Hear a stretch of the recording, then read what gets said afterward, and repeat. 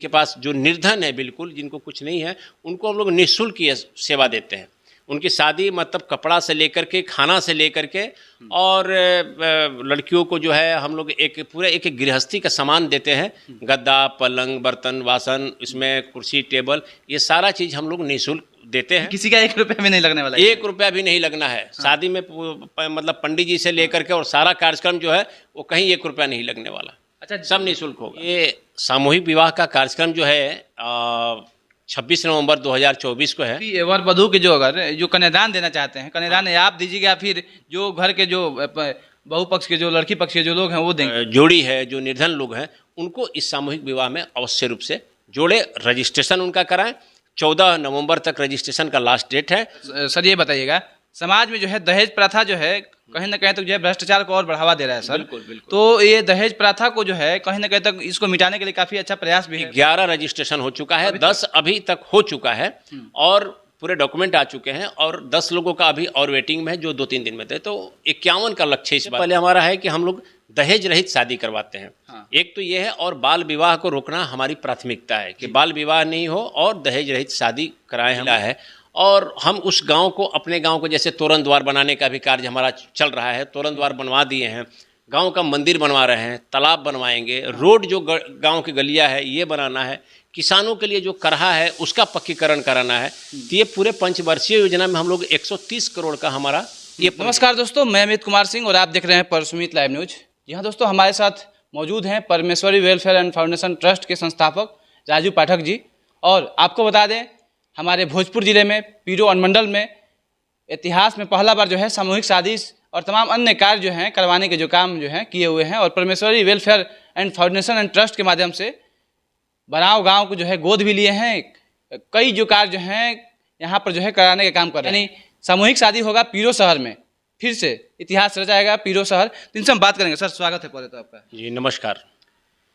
पीरो शहर में पहली बार आप सामूहिक शादी करवाए थे, और इस बार फिर से जो है सामूहिक शादी आप प्रोग्राम करवा रहे हैं। कब कार्यक्रम होगा ये सामूहिक शादी? ये सामूहिक विवाह का कार्यक्रम जो है 26 नवंबर 2024 को है, और 26 नवंबर को है। और सबसे पहले हम लोग ने 2022 में की है। 2022 में काफ़ी लोगों को जागरूक किया गया जी। और उसमें हम लोग जो भी जागरूक करते हैं, तो सबसे पहले हमारा है कि हम लोग दहेज रहित शादी करवाते हैं। हाँ। एक तो ये है, और बाल विवाह को रोकना हमारी प्राथमिकता है कि बाल विवाह नहीं हो और दहेज रहित शादी कराएं हम लोग, ये हमारे लोग का लक्ष्य है। और जो भी अनाथ बच्चे या बच्चियां हैं, जिनके पास जो निर्धन है बिल्कुल, जिनको कुछ नहीं है, उनको हम लोग निःशुल्क ये सेवा देते हैं। उनकी शादी मतलब कपड़ा से लेकर के, खाना से लेकर के, और लड़कियों को जो है हम लोग एक पूरे एक गृहस्थी का सामान देते हैं।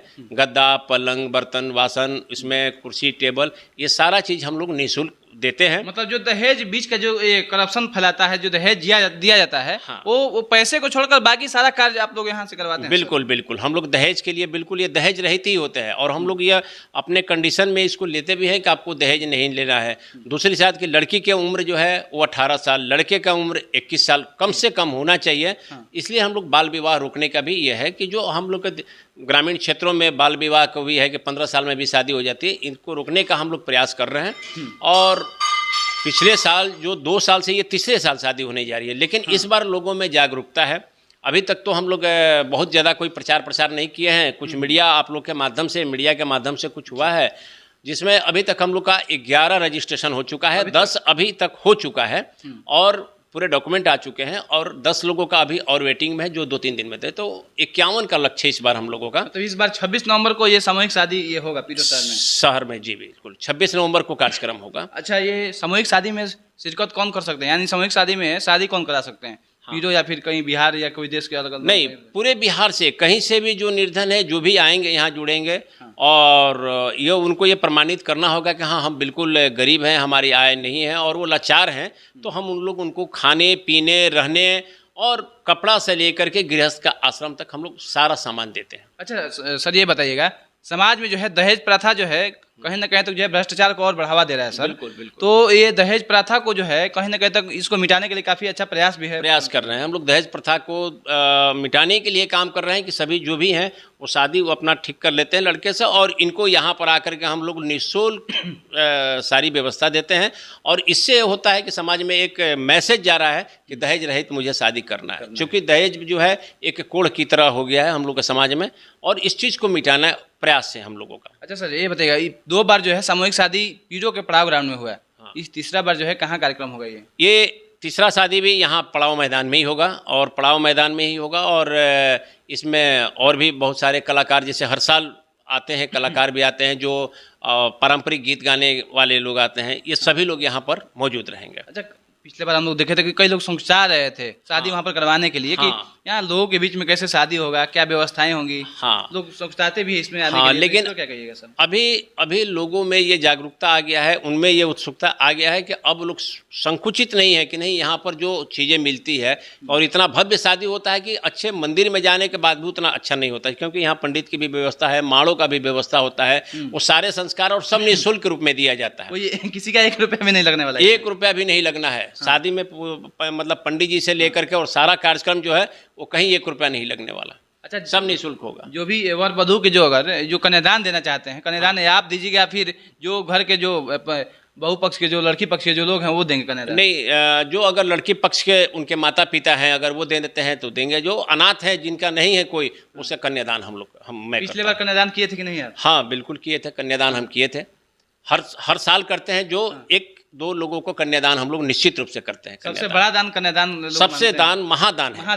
कन्यादान जो है वो महादान है, और ये बहुत अच्छा, मतलब अंदर से भी आत्मा को संतुष्टि मिलती है कि हम लोग करते हैं, और समाज में जागरूकता है। अपने ज़िले में ये पहला ऐसा जगह है हम लोग का जो लगातार 3 वर्षों से हम लोग कराते आ रहे हैं, और ये तीसरे वर्ष भी होने जा रहा है। और हमें जैसा कि पता चला कि अपने ट्रस्ट के माध्यम से अपने गांव को अपने गोद लिए हैं जी, इसमें क्या? हाँ, पीरो प्रखंड अंतर्गत मेरा गांव है बराव, इसमें हमने अपने गांव को गोद लिया हूँ। गोद लेने का एक जो प्रोसेस है कि सभी प्रशासनिक पदाधिकारी और डीएम के यहाँ से मुझे इसके लिए लेटर भी मिला है, और हम उस गांव को, अपने गांव को जैसे तोरण द्वार बनाने का भी कार्य हमारा चल रहा है, तोरण द्वार बनवा दिए हैं, गांव का मंदिर बनवा रहे हैं, तालाब बनवाएंगे, रोड जो गांव की गलियां है ये बनाना है, किसानों के लिए जो करहा है उसका पक्कीकरण कराना है। तो ये पूरे पंचवर्षीय योजना में हम लोग 130 करोड़ का हमारा ये प्रोजेक्ट है कि 5 साल में हमें 130 करोड़ अपने गांव में, चाहे जैसे भी हो, जिस माध्यम से हो, सरकारी माध्यम से हो, जनप्रतिनिधि के माध्यम से हो, ट्रस्ट के माध्यम से CSR फंड आता है उस माध्यम से हो, उस माध्यम से हम लोग विकास का कार्य करेंगे, जिससे रोजगार बढ़ेगा। अगर गांव में भी मंदिर बनता है, शादी यहाँ हर साल होगी हमारे गांव का, और बहुत पुराना इतिहास है हमारे गांव का।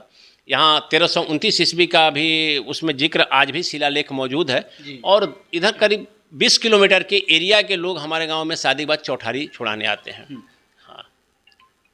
अच्छा सर, ये बताइएगा, ये सारे जितने कार्य आप कर रहे हैं सामाजिक कार्य हैं जी, शायद ऐसा लोग ये आपके नज़र में, मतलब लोग देखते हैं आपको कि शायद पॉलिटिकल क्षेत्र में राजू पाठक जी एंट्री करने वाले, या फिर चुनाव वगैरह का भी कुछ तैयारी कर रहे हैं, ऐसा सोचते हैं लोग, कई लोग के मुंह से हम सुने, तो कि इस पर क्या सोचते हैं आप? नहीं, बिल्कुल राजनीति से मेरा कोई दूर दूर का रिश्ता नहीं है, और हम राजनीति में नहीं आने वाले हैं। लोगों का विचार होता है कि इस तरह का कार्यक्रम करा रहे हैं तो निश्चित रूप से किसी ना किसी पार्टी से चुनाव लड़ेंगे, ऐसा फिर सोशल मीडिया पर भी आता है। लेकिन हम बिल्कुल किसी भी हम राजनीतिक दल में नहीं हैं, और कहीं से मुझे चुनाव नहीं लड़ना है। अंत में जो सामूहिक शादी जो आप करवा रहे हैं सर 26 नवंबर को, कुछ लोगों से बात करना चाहेंगे? हाँ, निश्चित रूप से अपील मैं सभी लोगों से करना चाहूँगा कि आपके भी आसपास, आपके भी सभी के गांव में जो भी गरीब हैं और उस तरह से जो बिल्कुल निर्धन हैं और उनकी शादी विवाह मंदिर में भी करवा रहे हैं, तो यहाँ आके कराएंगे तो उनको कम से कम 1.5 से 2 लाख रुपया का उस गरीब आदमी का बचत होगा। हमारे ये है कि वो कार्यक्रम में यहाँ पर आकर के शादी करवाएं, जो 1.5 लाख का बचत होगा उनको, उसमें से उनको व्यवसाय शुरू करा दिया जाए ताकि उनको रोजगार भी मिले। और हमारा उद्देश्य ये है कि हम शादी करवा रहे हैं तो उनको 1.5 लाख बचे, तो उसमें से 50,000 रुपये वो अपने लिए खर्च भी करेंगे, तो एक बिजनेस करेंगे और एक आमदनी का अपना वो रास्ता बनाए। तो अपील मेरा यही है सभी लोगों से कि अपने आसपास के जितने भी इस तरह के जो जोड़ी है, जो निर्धन लोग हैं, उनको इस सामूहिक विवाह में अवश्य रूप से जोड़े, रजिस्ट्रेशन उनका कराएं। 14 नवंबर तक रजिस्ट्रेशन का लास्ट डेट है, और वैसे हम लोग लास्ट तक भी एक आध एक्सेप्शनल होता है कि लास्ट तक चूँकि व्यवस्थाएं सब कुछ करनी पड़ती है उस हिसाब से, तो सभी लोग उनको जोड़े और यही हमारा सभी लोगों से अपील है कि ज़्यादा से ज़्यादा लोगों को इसमें जोड़ा जाए और वैसे लोगों को मदद किया जाए, बाल विवाह को रोका जाए, दहेज प्रथा को रोका जाए, समाज से इस भ्रष्टाचार को खत्म किया बहुत जाए। बहुत धन्यवाद सर। धन्यवाद। चलिए देख सकते हैं हमारे साथ जो कि परमेश्वरी वेलफेयर एंड फाउंडेशन ट्रस्ट के संस्थापक राजू पाठक जी थे, और जो ऐतिहासिक सामूहिक शादी ये भोजपुर पीरो अनुमंडल में जो किया जाता है, ये जो है फिर से जो है ये हैट्रिक लगने वाली हैं, और इस बार जो है 26 नवंबर को सामूहिक शादी पीरो अनुमंडल के पड़ाव ग्राउंड में होंगी, और तमाम कई लोग जो है इसमें शिरकत भी करने वाले हैं। और वैसे में चतुर्भुजी बराव जो गांव है, प्राचीन काल से जो है इस गांव का हम लोग नाम सुनते आ रहे हैं, ये जो है गोद लेने का काम किए हैं, इस गांव को जो है विकसित करने का जो है काम किए हैं, जिम्मा उठाए हैं। लेकिन जो है देखना है किस तरह से जो है सामूहिक शादी में लोग शिरकत कर रहे हैं। और जो भी वीडियो देख रहे हैं आप लोग जरूर, जो भी आपके आसपास और पड़ोस में जो है निर्धन जो कि व्यक्ति हैं या फिर जो शादी में करने के लिए जो है कई सारे बाधाएं होती है उसमें चूक जाते हैं जी, जो शादी करने के लिए इच्छुक हैं, जिनके पास पैसे की कमी है, है। हाँ, उन लोगों को जरूर यहाँ जोड़ें और उनको अपना यहाँ का एड्रेस पता दें। सोशल मीडिया पर आपके माध्यम से सभी जगह हम लोग ये किए हैं और सभी लोग जुड़े ताकि समाज में जागरूकता और आए लोगों में। इस तरह से आप लोग देखते रहिए पर सुमित लाइव न्यूज। मैं रिपोर्टर अमित कुमार सिंह के साथ। Thank you. जय हिंद।